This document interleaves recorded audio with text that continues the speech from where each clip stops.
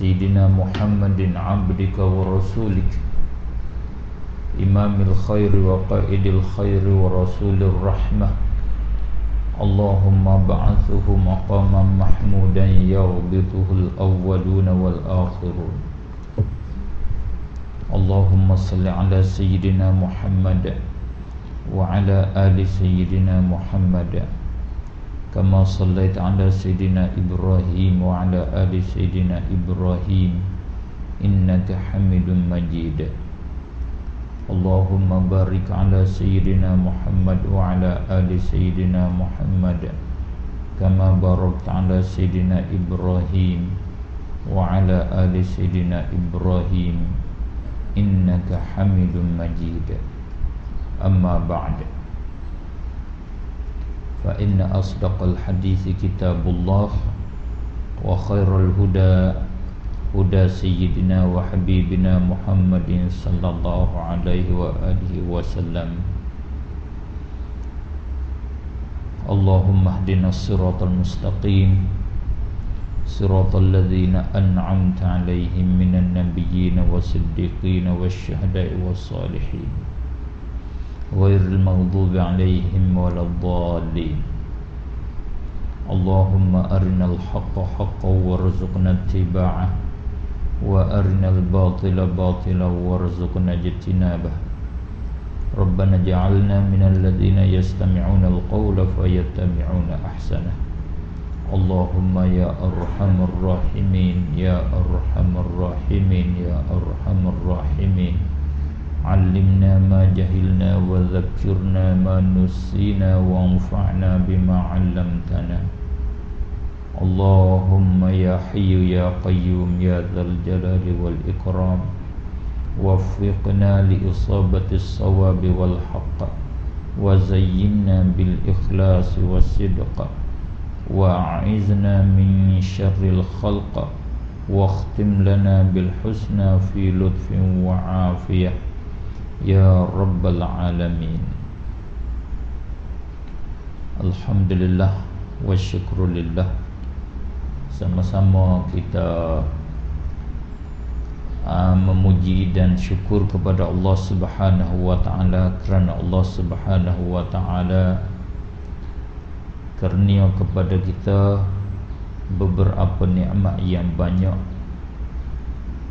khususnya Allah Subhanahu wa taala taufik dan hidayah kepada kita kepada jalan yang betul, jalan yang lurus, jalan kebenaran.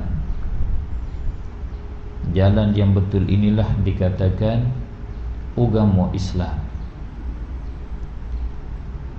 Alhamdulillahilladzi hadana lihadza wa ma kunna linahtadiya laula an hadanallah. Di antara jalan yang betul ialah pegangan yang betul, akidah yang betul.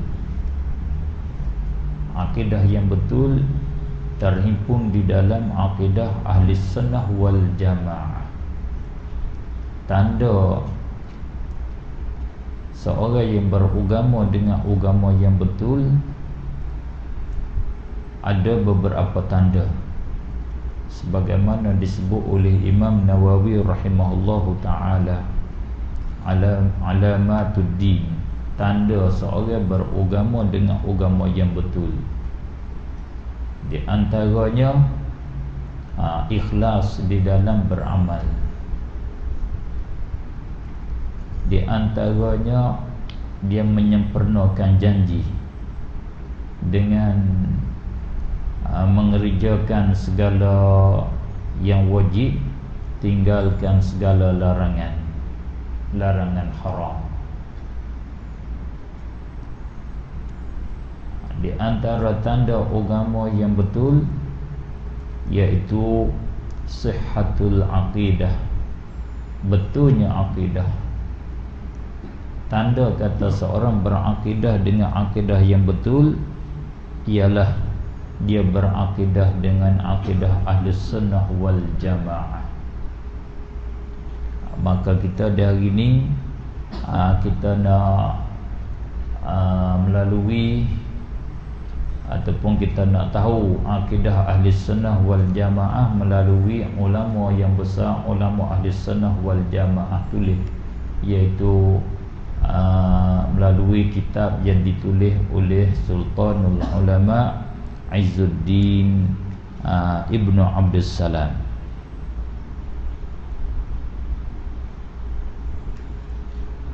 Sebelum daripada kita nak memulai kitab yang ditulis oleh Imam Al-Izzuddin yang diberi nama dengan kata Al-Anwa', maka lebih dulu mari kita membersihkan hati kita daripada lain daripada Allah Subhanahu wa taala. Dengan kata lain, mari kita ikhlaskan niat kita hanya lillahi taala, nak cari keredaan Allah, nak tutup keredaan Allah, nak tutup kebenaran, supaya kita nak berpegang dengan dia dan nak mempertahankan dia dan nak menyebarkan dia. Dan juga kita bertawassul dengan kita membacakan Al-Fatihah dan Qul huwallah 3 kali, dengan kita niat hadiah pahala bacaan kita kepada Imam Izzuddin Ibnu Abdus Salam dan guru-guru kita dan ulama al-amilin, dan kepada ibu-ibu, bapa-bapa kita dan kaum muslimin muslimat yang telah meninggal kita. Mudah-mudahan dengan barakah mereka itu, dengan barakah mereka itu, dengan kelebihan mereka itu, Allah Subhanahu wa taala bimbing kita, Allah Subhanahu wa taala mengaturkan pekerjaan kita kepada jalan yang menyelamatkan kita daripada kebinasaan dunia dan akhirat. Oleh itu mari kita niat lillahi ta'ala, dan kita baca Al-Fatihah dan Qul huwallah. Al-Fatihah. A'udzubillahi minasyaitonirrajim. Bismillahirrahmanirrahim. Alhamdulillahi rabbil alamin, arrahmanirrahim, maliki yaumiddin, iyyaka na'budu wa iyyaka nasta'in, ihdinas siratal mustaqim, siratal ladzina an'amta 'alaihim ghairil maghdubi 'alaihim waladdallin. Bismillahirrahmanirrahim. Qul huwallahu ahad, Allahus samad, lam yalid walam yulad walam yakul lahu kufuwan ahad. Bismillahirrahmanirrahim. Qul huwallahu ahad, Allahus samad, lam yalid walam yulad walam yakul lahu kufuwan ahad. Bismillahirrahmanirrahim. Qul huwallahu ahad, Allahus samad, lam yalid walam yulad walam yakul lahu kufuwan ahad.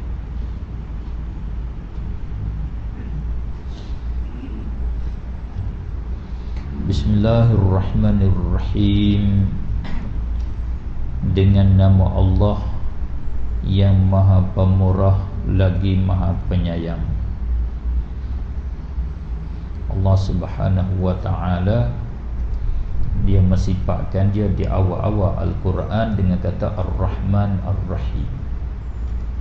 Di antara nama Allah Al-Husna yang disebut selepas daripada nama dia Al-Azam, nama Al-Azam iaitu Allah, nama dia selepas daripada itu dia kata Ar-Rahman Ar-Rahim. Dia Rahmanud Dunya, dia Rahimud Dunya wal Akhirah. Rahmanud Dunya wal Akhirah wa Rahimud Dunya wal Akhirah. Dia rahmat di dunia dan juga dia rahmat kepada hamba dia di akhirat. Banyak rahmat dia, kebaikan dia yang dia beri kepada hamba-hamba dia.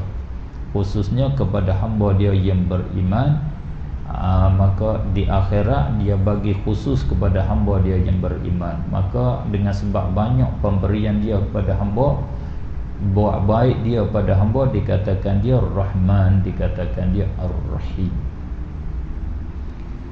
Dia bagi ke semua nikmat, baik nikmat yang disifat dengan kata nikmat yang jalilah, jalailun ni'am, nikmat yang besar-besar yang boleh kita tengok dengan mata kepala, boleh nak potong, nak kerak, boleh. Dan juga dengan nikmat yang daqiqah, daqaiqin ni'am, nikmat yang halus-halus, nikmat yang kita nak bagi dengan pisau, kapak, gergaji tak boleh, daripada perkara yang halusnya, daripada iman, daripada Islam, kesemuanya daripada Allah Subhanahu wa ta'ala. Dengan sebab demikian dikatakan dia Ar-Rahman Ar-Rahim. Tidak bersifat dengan Rahman Ar-Rahim atas jalan hakikat, atas jalan yang sebenar, melainkan Allah Subhanahu wa ta'ala. Ulama kita Ahli Sunnah wal Jamaah, makna Allah bersifat dengan rahmah, iaitu dengan makna Allah bersifat dengan ihsan kepada hamba-Nya, bukan dengan makna riqah fil qalbi, mana lembut di dalam hati, atau riqatun fil qalbi, lembut hati, rasa berubah. Seperti kita bila kita tengok orang accident, patah kaki, patah tangan, kita rasa kasihan kepada dia. Itu namanya riqah fil qalbi, rasa kasihan dia, rasa kasihan. Itu bukan makna itu makna yang mustahil nisbah dengan Allah Subhanahu wa ta'ala. Allah tidak bersifat dengan kata rasa kasihan, rasa lembut, berubah. Sekarang dia tak lembut, bila ada hamba dia tu jatuh kemalangan, dia rasa lembut, rasa kasihan. Bukan. Naknya hak lazim daripada kasihan, lazim daripada dia rasa lembut, dia bantu, dia buat baik. Itu kata ihsan nama dia. Kata yang banyak rahmat, iaitu yang banyak ihsan, yang banyak buat baik kepada hamba-Nya. Alhamdulillahi Rabbil Alamin, wassalatu wassalamu ala nabiyyihi Muhammadin wa alihi ajma'in. Segala puji bagi Allah Subhanahu wa ta'ala, mana ini nama dia sebagaimana kita maklum, khabariyah lafzan, insya'iyah maknan. Khabar pada lafaz, hakikat dia puji kepada Allah dengan ini lafaz. Mana puji adalah Imam Izzuddin puji kepada Allah, syukur kepada Allah dengan kata Alhamdulillahi Rabbil Alamin. Tapi yang sebenarnya kalau kita tengok di dalam niskhah, asalnya Alhamdulillah ni bukan daripada kita Anwar. Ini sebagai muqaddimah orang saling saja, penyalin kita. Imam Izzuddin dia tulis masuk kepada maksud selalu.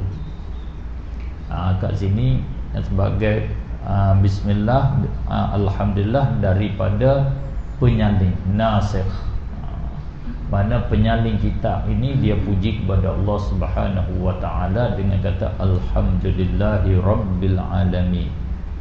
Asal arti Alhamdulillah, pengertiannya segala puji bagi Allah, segala kata-kata baik tertentu kepada Allah Subhanahu wa ta'ala, ataupun hak bagi Allah Subhanahu wa ta'ala.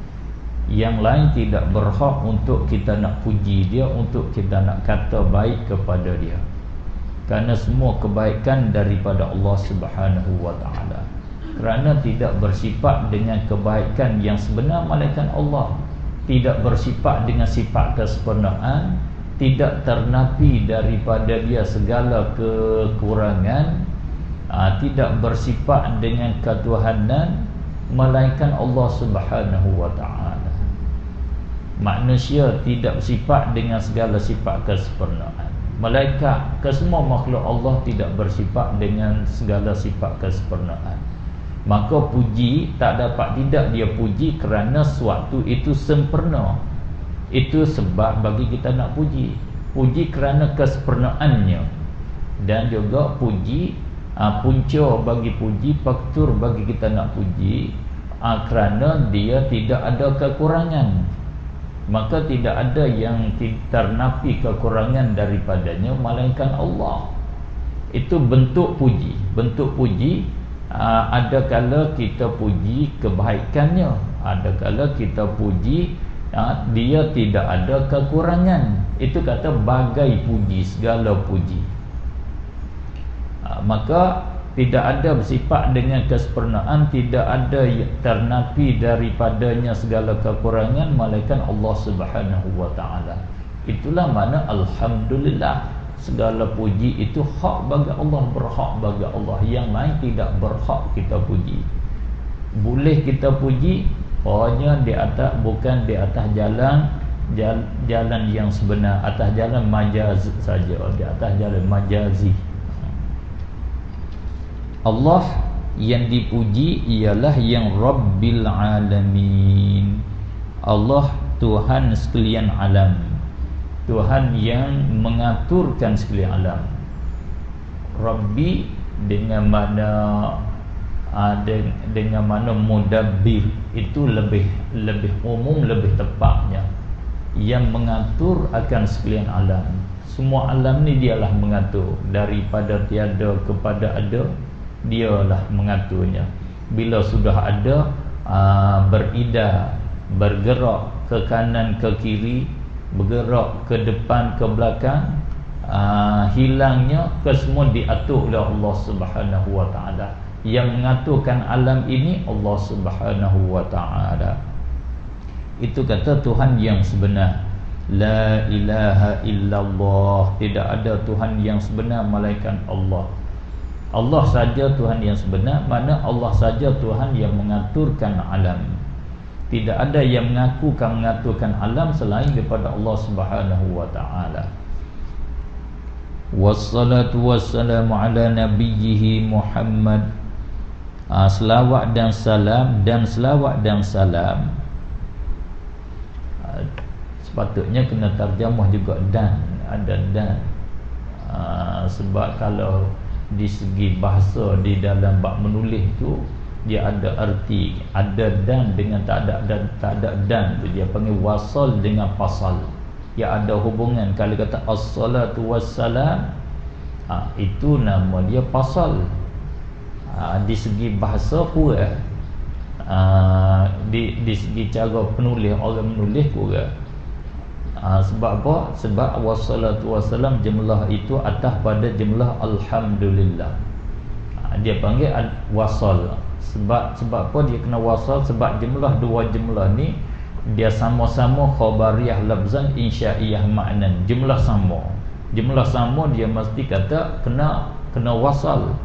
Kalaulah jumlah yang pertama jumlah insya'iyah, jumlah yang kedua ini jumlah khabariyah, itu kita kena pasalkan dengan tidak ada waw, tidak terjemah, tak ada waw lah, kita terus selalu.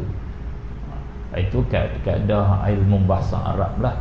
Kita tak ada setuh dengan apa, dengan pengertian. Tapi orang yang bahasa dia tinggi tu setuh dia, macam mana bercakap begini ni, jatuh satu huruf ni, jatuh satu kelimah ni, dia rasa lah. Kita tak rasa pun, posa gatik lebih kau tak rasa lagi. Rasa satu je kita, lali lapar. Dan selawat dan salam ke atas nabinya, Nabi Allah Subhanahu wa taala. Yakni aku berselawat, aku minta Allah memberi rahmat serta membesar, dan aku minta Allah memberi keselamatan kepada Nabi sallallahu alaihi wasallam. Siapa nabinya? Iaitu Muhammad. Itu Nabi Allah, maksud penulis, penyalin kitab ini, Maksud dengan Nabi Allah iaitu Nabi Muhammad. Wa alihi, dan seluruh keluarganya, ajma'in, dan seluruh keluarganya, keluarga baginda iaitu keluarga Nabi Muhammad sallallahu alaihi wasallam. Kita di masa kebelakangan ni, saya kira kita kerja satu bid'ah. Kita kena kerja satu perkara yang bid'ah, yang tidak dikerja oleh orang yang dulu daripada kita. Tapi saya kira kita kerja. Apa makna? Apanya hak saya kira kita kerja? Iaitu bila kita berselawat kepada Nabi sallallahu alaihi wasallam, kita himpunkan di dalam selawat itu keluarganya. Kita himpun selawat ke atas Nabi, kita himpun sama dengan Nabi itu keluarganya, dengan bahawa kata wa alihi sallallahu alaihi wa alihi wasallam. Lebih molek lagi, lebih baik lagi, sallallahu alaihi wa alihi wa baraka wasallam. Kerana kita kena tahu kaifiat cara kita berselawat kepada Nabi ni, yang sempurna kita himpun 3. Satu, berselawat. Yang kedua, minta barakah. Yang ketiga, beri salam. Cuba tengok, kita baca tahiyat, dia ada 3. Assalamualaikum, beri salam. Assalamualaikum ayyuhan nabiyyu. Yang kedua, wa rahmatullahi wa barakatuh. Assalamualaikum ayyuhan nabiyyu wa rahmatullahi wa barakatuh. Sebab tu sahabat radhiyallahu ta'ala anhum kata, kami mengetahui kaifiat beri salam kepada engkau ya Rasulullah, tetapi bagaimana kami nak berselawat ke atas engkau, kami tak tahu lagi kaifiat berselawat. Rasulullah kata, qulu, katalah kamu, Allahumma salli ala Muhammad wa ala ali Muhammad. Maknanya salam ada, dan selawat ada, dan barakah ada, wa barakatuh. Dan selawat yang paling pendek yang diajar oleh Rasulullah sallallahu alaihi wasallam iaitu Allahumma salli ala Muhammad wa ala ali Muhammad wa ala ali. Maknanya Rasulullah suruh selawat pada dia dan di atas keluarga dia. Oleh itu, bila kita nak selawat pada Rasulullah, jangan kita tinggal keluarga dia, kerana itu selawat yang diajar ataupun selawat yang paling pendek yang diajar oleh Rasulullah sallallahu alaihi wasallam. Rasulullah mengambil berat tentang al dia, tentang keluarga dia. Sebab tu kata wa ala alihi, dan di atas keluarganya. Kalau kita selawat pendek pun sallallahu alaihi wa alihi wasallam. Kalau kata wa barakah, lebih baik lagi. Sebab ada minta barakah, wa barakatuh, minta barakah. 3 makna. Selawat, salam, minta barakah ke atas Nabi dan ke atas keluarganya. Itu satu daripada perkara bid'ah yang sangat baik. Perkara yang bid'ah yang sangat baik, iaitu kita berselawat dan minta barakah dan minta salam ke atas Nabi serta dengan keluarganya. Himpun 3 dan himpun keluarga. Kalau kita tengok kitab-kitab yang dulu, dia kata sallallahu alaihi wasallam, tak ada wa alihi, tak ada wa alihi, tak ada wa barakah. Kita tambah lagi.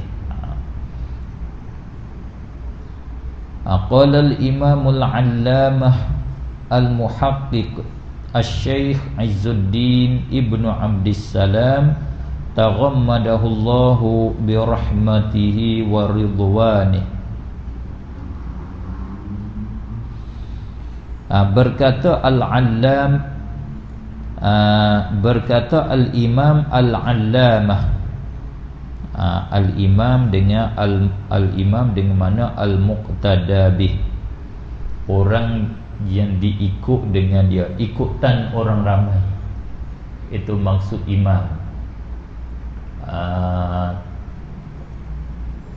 Buktinya kita kata Imam Nawawi rahimahullahu ta'ala tu ikutan bagi ummah seluruh dunia, khususnya ummah yang bermazhab dengan mazhab Syafi'i. Al-Imam Al-Ghazali bila diberi gelar dengan gelaran imam, itu orang alim yang jadi ikutan orang awam, dan bahkan bukan ikutan orang awam, ikutan bagi orang-orang alim.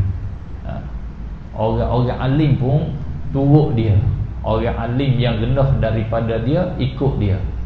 Seperti Imam Nawawi, berapa banyak orang alim kita kata negara kita, negara yang kecil-kecil, yang tak sampai peringkat ulama, dia tak sampai peringkat mujtahid, tak sampai peringkat mufti ni, ikut Imam Nawawi dah. Kita kata tok guru dah, tok baba dah, tapi dia ikut Imam Nawawi dah, ikut Imam Ghazali lah, ikut Imam Syafi'i lah. Itu kata imam nama dia. Maka seorang daripada tokoh tepat jadi ikutan orang ramanya, iaitu imam kita Izzuddin. Sebab tu diberi status kepada dia dengan kata Al-Imam. Kita ni tak boleh panggil imam, panggil apa? Makmum. Makmum pun tak juga. Kita ni sebagai orang muqallid, pengikut nama dia. Imam di sini lawa dia yang pengikut, ada pengikut dia. Al-Imam iaitu Al-Muqtada bih, seorang yang diikut orang lain dengan dia. Al-Allamah, lagi pula yang sangat alim. Allamah bukan alamah, allamah, sirat mubalaghah. Ta allamah itu bukan ta muannas, ta lil mubalaghah, tambah lil mubalaghah. Jangan kata Imam Izzuddin ini perempuan, jangan ada al-allamah, bukan. Yang sangat-sangat alim. Al-muhaqqiq, yang muhaqqiq, imam sampai kepada mereka muhaqqiq. Dia ada bagi kita imam muhaqqiq, lagi pula imam itu mudaqqiq. Muhaqqiq iaitu yang bahasa kitanya yang halus, yang kejap. Di dalam istilah makna muhaqqiq, makna tahqiq iaitu dia menyebut akan satu masalah serta diiring dengan dalil. Itu nama tahqiq. Imam muhaqqiq iaitu imam ni bila dia sebut satu masalah, dia sebut dalil.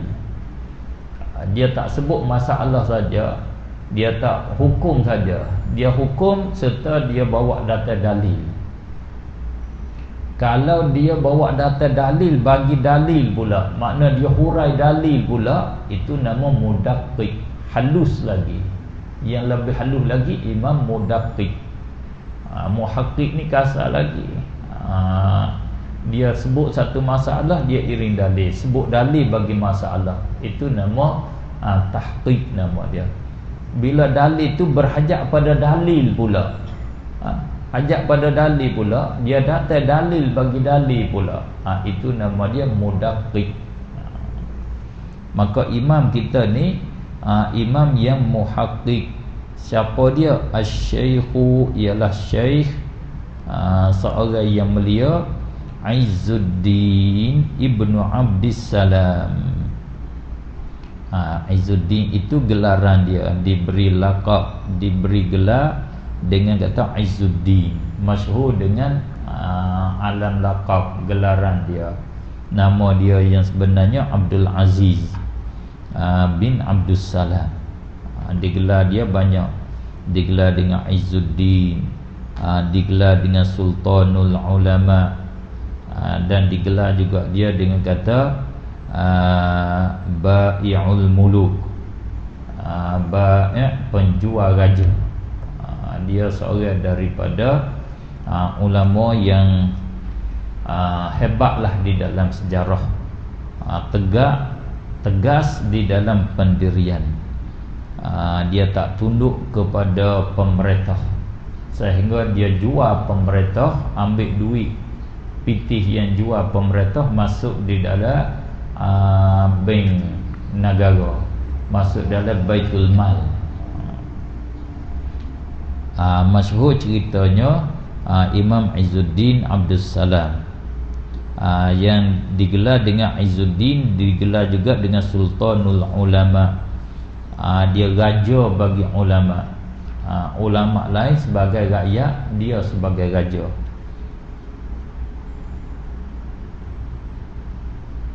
Taghammadahullah, mudah-mudahan moga-moga meliputi akan dia oleh Allah Subhanahu wa taala bi rahmatihi, dengan rahmatnya, warudwanih, dengan redanya, redha Allah Subhanahu wa taala. Sepatutnya kita kena sebut latar belakang Izzuddin lah, buat di muka surat ni ke, ataupun buat nota kaki di bawah tu, sebut latar belakang dia sikit sebanyak.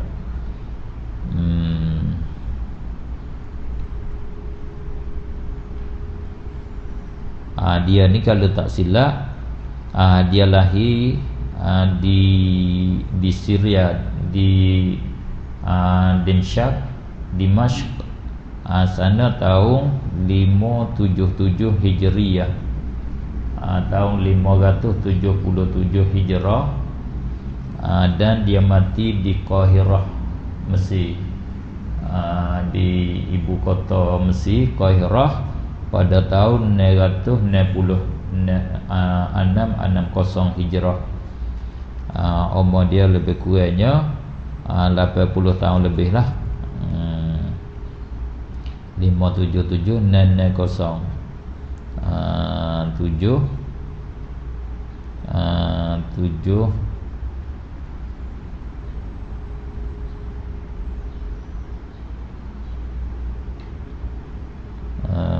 3, maknanya 83 tahun lah.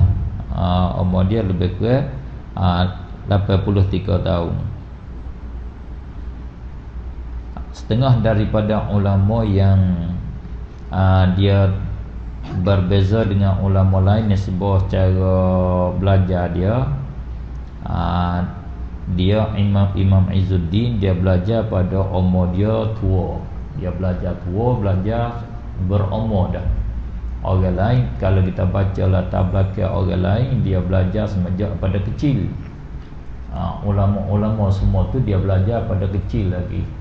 Seolah kata beranak tu dia belajar dah 2 tahun, 4 tahun, 5 tahun hafal Quran, duduk di dalam bangku pelajaran dah, dididik dari kecil. Dia dah kerana dia duduk hidup di dalam keluarga yang fakir, keluarga yang miskin, tak sempat nak belajar di masa dia kecil. Tetapi dengan hemah dia yang tinggi, dengan kecergasan dia yang tajam, dia dapat mengatasi bidang-bidang ilmu, serta dia boleh mengatasi tinggi daripada kawan-kawan dia yang lain di masa dia, sehingga dia boleh di tempat yang tinggi, digelar dengan Sultanul Ulama. Bahkan Imam As-Suyuti rahimahullahu ta'ala kata, dia pada akhir umur dia tidak beribadat, dia tidak bermazhab dengan mana-mana mazhab. Dia berfatwa mengikut sebagaimana sampai membawa akan dia oleh ijtihadnya, mana dia sampai peringkat mujtahid. Tetapi fatwa dia tak keluar daripada mazhab Syafi'i. Dia berasal dengan Syafi'i, akhir dia mujtahid. Boleh dikatakan nama dia mujtahid di dalam mazhab.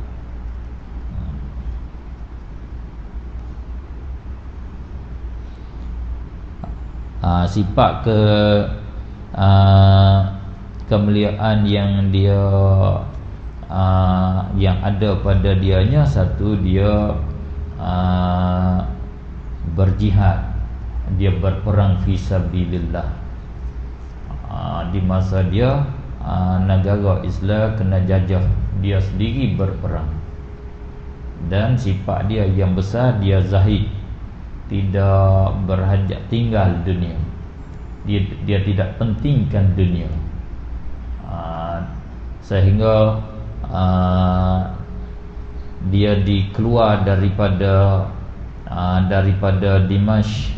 Tak boleh duduk di Dimashq kerana tegah dia di dalam masalah fatwa. Masuk Qahirah, masuk Mesir. Bila masuk Mesir pula kena bertatangan dengan pemerintah Mesir pula, kena keluar pula daripada Qahirah. Dengan tak bawa barang sedikit pun dia bawa, nak keluar. Tetapi dengan cara ringkasnya, kerajaan Mesir terpaksa ambil dia balik, panggil dia balik untuk menempatkan di Qahirah juga. Dia seorang daripada orang yang zahid, dan dia alim di dalam fiqh, dan dia alim di dalam tafsir. Masyhur dia fiqh, dan masyhur dia di dalam ilmu tafsir. Tengok dia kata macam mana. Ini di sini dia kata i'lam. Ini maqulul qaul nama dia. Qala al-imam, berkata oleh imam. Perkataan dianya ialah i'lam. Kat sini bermula kitab dia. Qala al-imam tadi itu perkataan penyaling, penyaling kitab dia. Ini bermula kitab dia kat sini lah. I'lam anna huquqallahi ta'ala 'alal qulubi munqasimatun ilal maqasidi wal wasail. Ini berbeza cara dia menyampaikan akidah, tak sama dengan kitab-kitab akidah yang lain. Ini dia boleh kita gambarkan peribadi dia. Dia seorang daripada zahid. Orang zahid kebiasaannya dia tasawuf, ahli tasawuf. Memang Imam Izzuddin seorang daripada ahli tasawuf. Dia semasa dengan Imam Abul Hasan Asy-Syadzili. Dia semasa sama. Sebab tu dia cakap tajuk akidah, dia gabung akidah dengan tasawuf. Dia gabung sekali. Sangat pentingnya bagi kita di hari ini. Kita sebelah Asia ni sangat-sangat berhajat kepada kita bercakap akidah, kita menyampaikan akidah, dan kita berakidah, kita kena gabung dengan tasawuf. Kalau kita baca cara tersebarnya akidah, dibagi dua zon. Zon sebelah ASEAN kita, Asia, dan zon sebelah barat Morocco.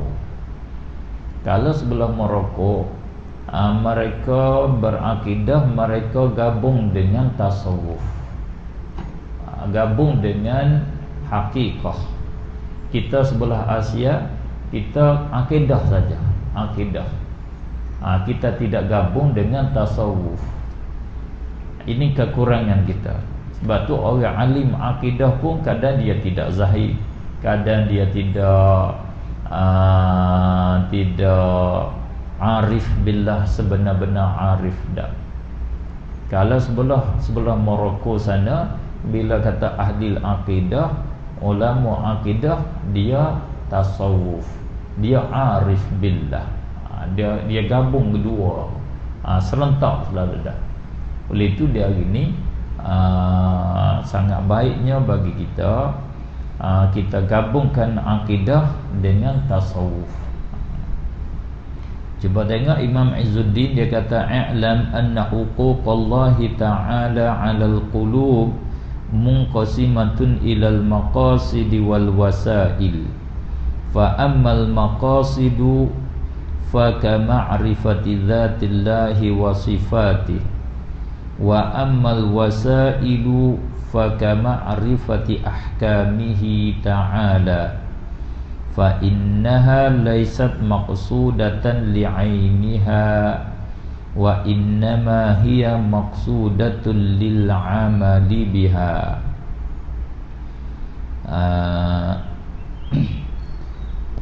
Itu bahasa Arab, terjemahannya ketahuilah.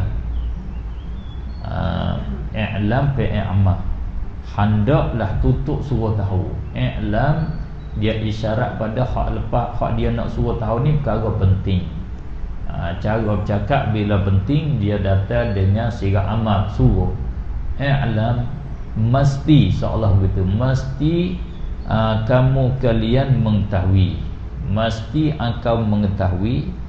Terjemah bahasa Melayu kata hendaklah engkau mengetahui anna huquqallah, bahawa sungguhnya hak-hak Allah Ta'ala, hak-hak Allah Ta'ala 'alal qulub, ke atas hati-hati.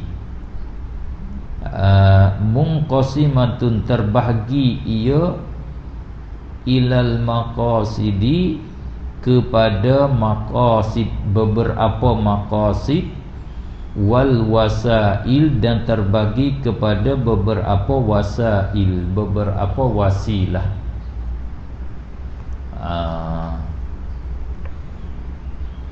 Di sini kita kalau kita baru belajar, kita kena faham makna hak. Hukuk maknanya hak, jamak daripada haqqun. Haqqun jamak dia bila kata banyak, hukuk beberapa ataupun segala hak Allah. Mufrad dia hak, kata beberapa hak Allah Subhanahu wa ta'ala, segala hak Allah Subhanahu wa ta'ala. Hak tu apa dia? Haqqun. Maksud hak di sini bukan dengan mana as-shawab, perkara betul. Dia ada di sana al-haq dengan makna sawab, makna perkara betul. Hak lawan bagi salah, dia panggil haqqun. Ada hak di sini, maksud di sini seperti sembahyang, hak Allah Subhanahu wa ta'ala. Siapa tinggal semaya, orang itu terhutang dengan Allah, orang terlekat dengan hak Allah Subhanahu wa ta'ala. Hak diberi takrif, dibuat definisi dengan kata ma yajibu ada'uh. Ma barang perkara, yajibu yang wajib, oleh ada'uhu, oleh tunai akannya. Perkara yang jadi kewajipan di atas mukallaf menunaikannya. Mukallaf mesti kena buat, kita kena buat. Perkara yang kita kena buat, tu yang menuntut suruh buatnya Allah, namanya hak Allah. Kalau perkara yang kita kena buat, hak tutup buatnya, iaitu hamba, nama haqqul ibad. Kita kena buat terhadap kepada Allah beberapa hukuk, dan kita kena buat terhadap hamba-hamba Allah beberapa hukuk. Dia panggil hak hamba. Seperti bila kita dijemput keduri kahwin, kita mesti kena hadir. Itu nama hak hamba. Bila dia beri salam, kita kena jawab salam. bila dia sakit kita mesti ziarah sakit dia. Itu nama hak hamba, hukukul ibad. Tak dikatakan seorang itu soleh, tak tergolong seorang itu di dalam golongan solihin, melainkan seorang itu dia menunaikan hukukullah dan hukukul ibadillah. Dia menunaikan hak Allah dan dia menunaikan hak-hak hamba bagi Allah Subhanahu wa ta'ala. Barulah seorang itu masuk di dalam golongan orang solihin, orang yang soleh. Sebab tu dibuat takrif, diberi definisi as-salih, iaitu al-qaim bi huquqillah wa huquqi ibadih.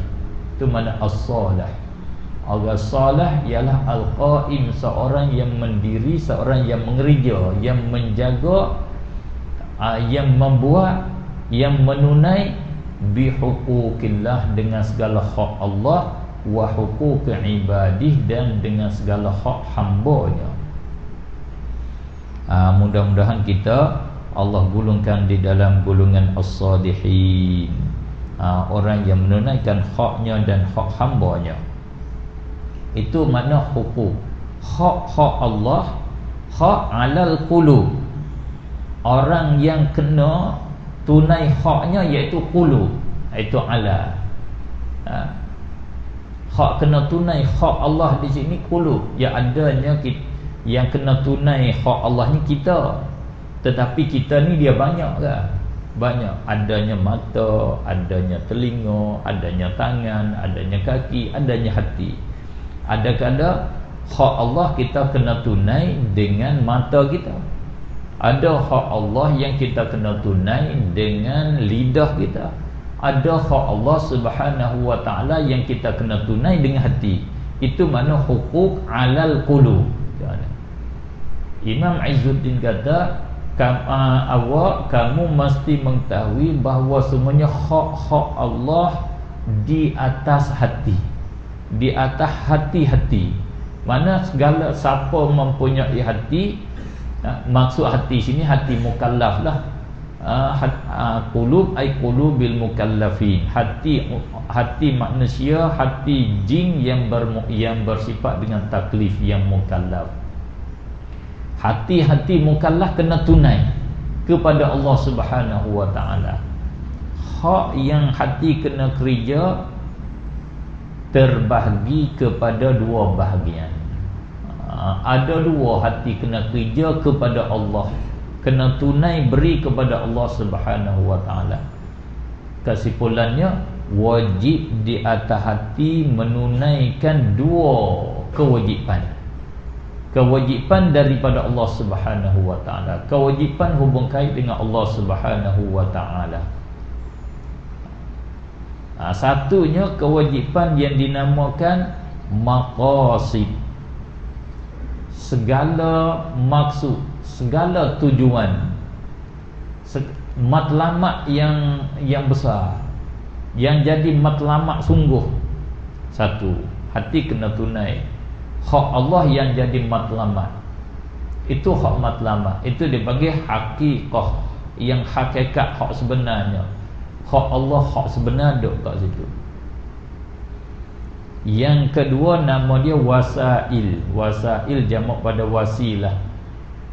Hak Allah yang nama wasilah, nama dia tangga, perantaraan, buat sebab bagi maqasid saja, tangga saja, bukan jadi matlamat utama.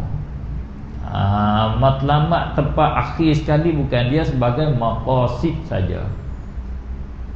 Dua mesti hati kena tunai. Maqasid tentu dah, wasail pun mesti. Kedua-dua ni nama hukuk. Jaga satu kumpulan yang sesat.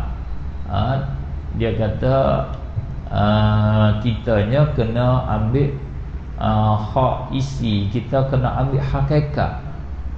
Ada pun yang kulit-kulit, ada pun yang jadi tangga ni tak penting bila kita dapat isi dia. Itu tak betul lah. Sebab apa? Sebab kedua-dua kulit dan isi dan hakikat dan wasail kedua-dua tu sama hukuk kedua-dua, sama wajib tunai kedua-dua. Bukan bila kita nak ambil isteri, kita tinggal kulit, kita tinggal wasilah dia. Bukan. Kita buat rumah, pintu itu bukan maqasid. Pintu itu buat tangga nak masuk ke dalam rumah saja. Yang penting bagi kita rumah lah tempat kita nak duduk. Tetapi pintu kena ada ke tak kena ada? Mesti kena ada. Bila sudah boleh rumah, pintu kita buat, tak jadi rumah juga. Rumah tu tak sempurna. Kalau rumah dulu ada tangga, rumah sekarang tak ada tangga. Kita contoh dengan pintu. Begitulah. Agama begitu juga. Ada wasail dia, ada maqasid dia. Jangan kita ambil maqasid, ambil hakikah, haqaiq dia, kita tinggal wasail dia. Itu salah. Kerana kesemuanya nama agama. Nama agama. Sembahyang agama, tauhid kepada Allah agama. Kalau kita bertauhid, kita tinggal sembahyang, mana kita tinggal satu bahagian daripada agama. Agama kena majmu'ah, perhimpunan dia. Perhimpunan ibadat, perhimpunan akidah, perhimpunan akhlak. Himpun perkara-perkara itulah baru jadi agama. Jangan kata agama ni semaya saja, tak betul. Agama akidah saja, tak betul. Agama dia perhimpunan dia, semacam sembahyang. Sembahyang perhimpunan mula daripada takbir sampai pada salam, himpun ke semua. Bukan rokok saja sembahyang. Rokok satu bahagian daripada sembahyang. Sujud satu bahagian daripada sembahyang. Nak jadi sembahyang pada syarak, kena himpun ke semua itu. Begitu jugalah agama. Tak jadi agama kalau tidak himpun ke semuanya. Maka agama yang ditutup di atas hati mengerjanya dua, dibahagi kepada dua. Satunya nama maqasid. Maqasid jamak pada maksud, tempat asalnya yang dikehendaki, yang jadi matlamat sungguh. Kita hak nak sungguh tu, nanti panggil maksud. Macam kita buat, kita tanam padi, bukan kita nak kepada pokok dia. Matlamat kita beras, hak matlamat kita tu maqasid sungguhnya berasnya. Kalau tak ada pokok pun, kalau ada beras, tak ada masalah, kita tak payah tanam dah lah. Tak payah bertani dengan pokok padi. Maka kita bergalau, kita menyedung dan umpamanya itu nama wasail, tangga saja untuk nak dapat beras. Beras tu nama maqasid, maksud kita, matlamat kita. Wasail ini sebagai tangga, sebagai sebab bagi dapat maqasid. Yang mana dikata maqasid, yang mana dikatakan wasail, yang hati kena kerja. Fa ammal maqasid, maka ada pun al maqasid, segala maqasid. Fa ka ma'rifati dzatillah, maka adalah ia, maka ia seperti mengenal zat Allah. Maka ia kata gitu, kerana kama arifati itu jadi khabar mubtada mahzuf. Yani fahiya, kata maka ia, kama arifati, kaf tu ta'alluq mahzuf, jadi khabar bagi mubtada mahzuf. Takdir dia fahiya, maka ia, maqasid tu, al maqasid itu ialah kama arifati zatillah, seperti mengenal zat Allah Ta'ala, wa sifatihi, dan sifat-sifatnya, sifat-sifat Allah. Sifatihi jamak, kata sifat-sifatnya. Kenal zat Allah, mengetahui zat Allah dan mengetahui sifat Allah, itu maqasid, itu matlamat. Kita ni dicipta untuk kita kenal Allah Subhanahu wa ta'ala. Matlamat besarnya supaya kita kenal Allah. Kenal Allah, kenal sifat Allah. lita'lamu anna Allah ala kulli syai'in qadir. Allah cipta langit bumi supaya kita tahu, supaya kita yakin Allah kuasa. Allah mengkuasa di atas segala perkara. Bila kita tengok Allah buat langit, Allah ciptakan langit bumi, tak ada dah perkara yang Allah tak kuasa nak buat. Dia buat bulan, dia buat bintang, dia buat matahari, buat angin, buat oksigen, ke semua dia buat. Apa yang Allah tak kuasa buat?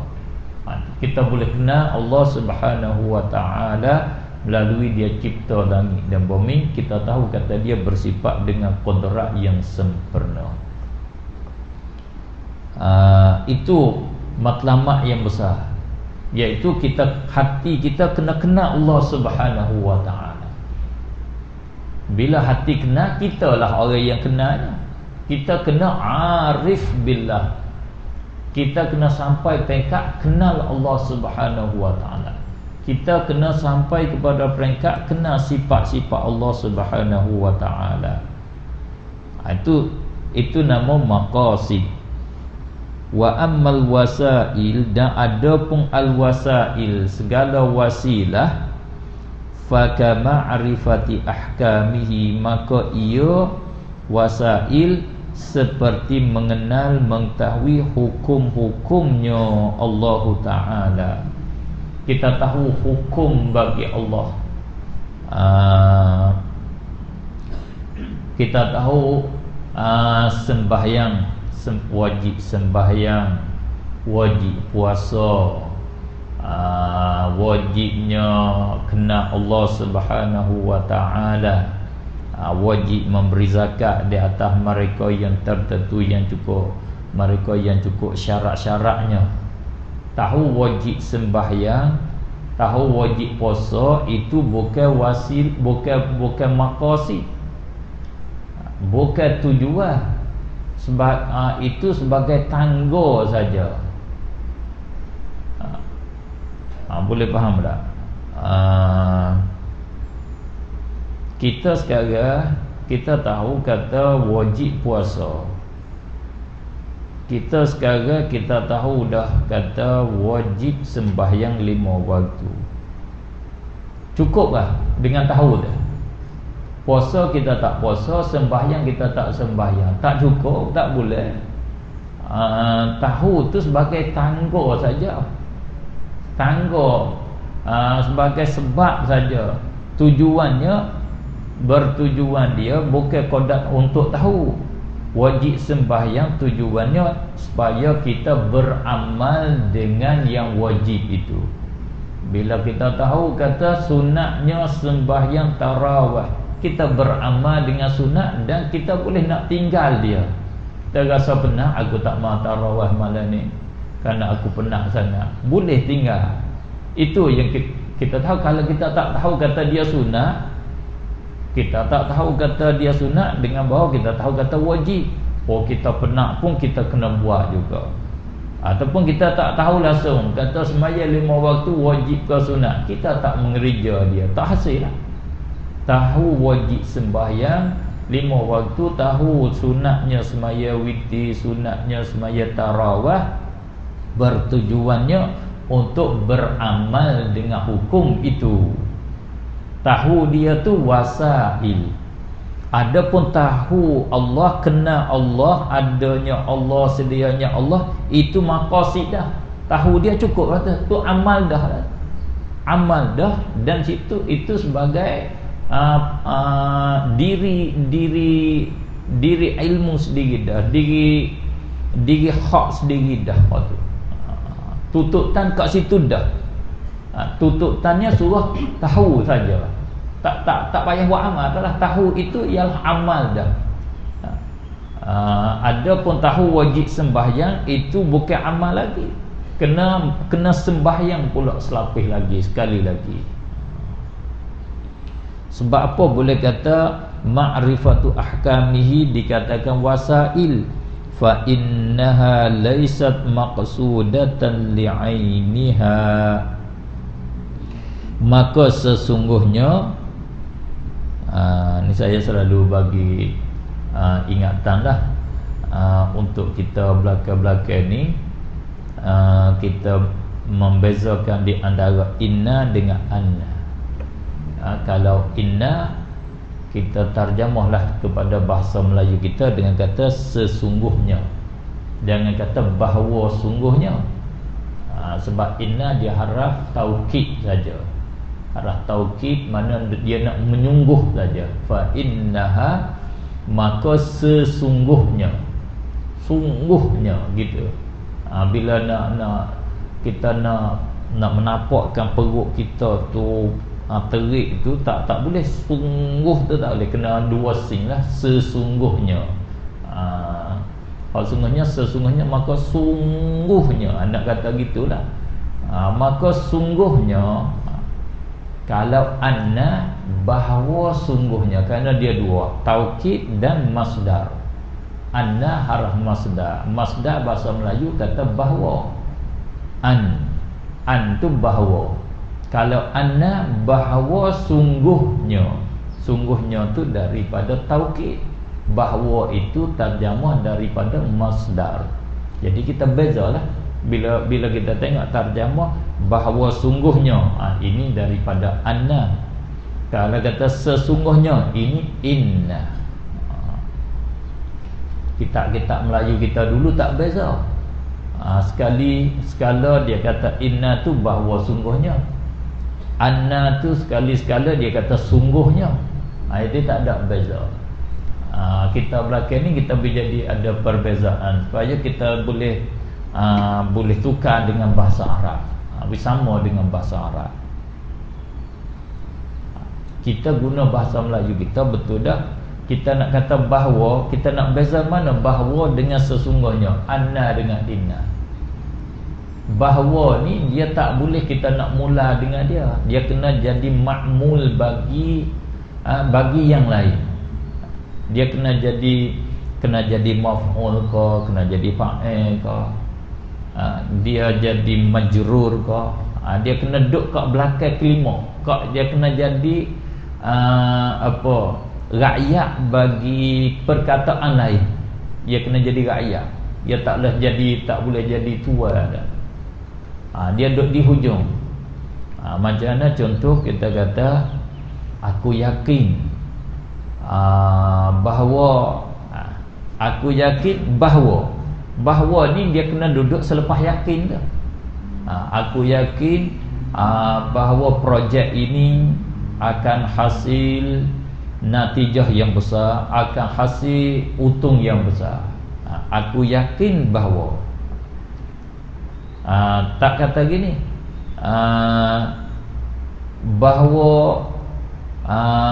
bahawa sungguhnya, tak boleh.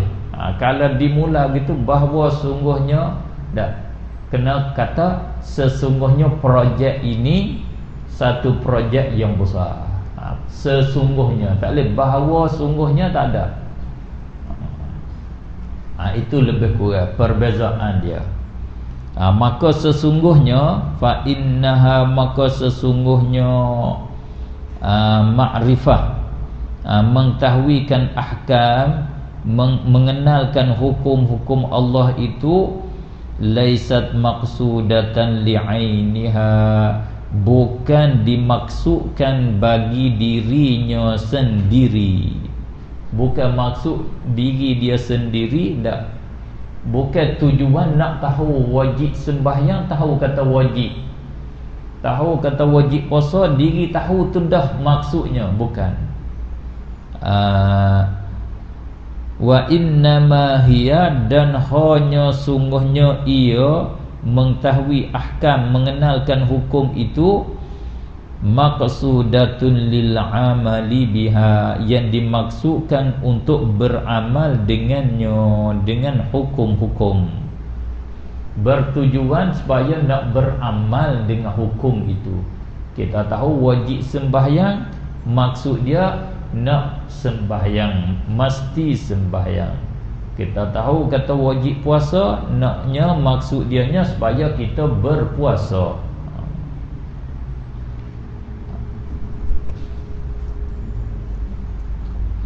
Wa kadzalikal ahwalu, Dan seperti demikian itu segala hal.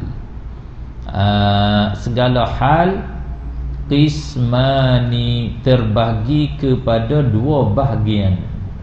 Kepada dua bahagian.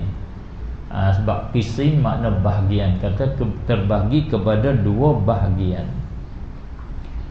Hal bagi mukallaf, tadi hati mukallaf, ini hal mukallaf.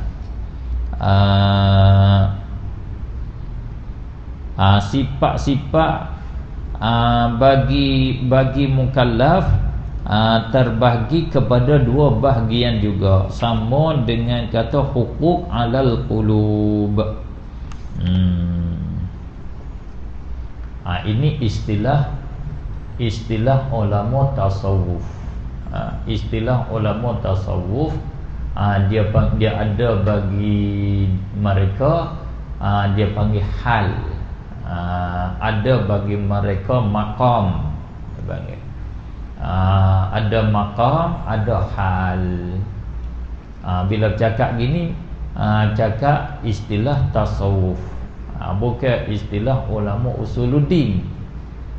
Kita bagi hamba ni, ada bagi kita beberapa hal, dan kita hamba nisbah dengan Allah ada beberapa maqam. Cuba tengok hal macam mana. Dengan masa tu kita rehat sebentar, kita sambung. Ahaduha maqsudun li nafsihi kal mahabati wal ijlal. Wallahu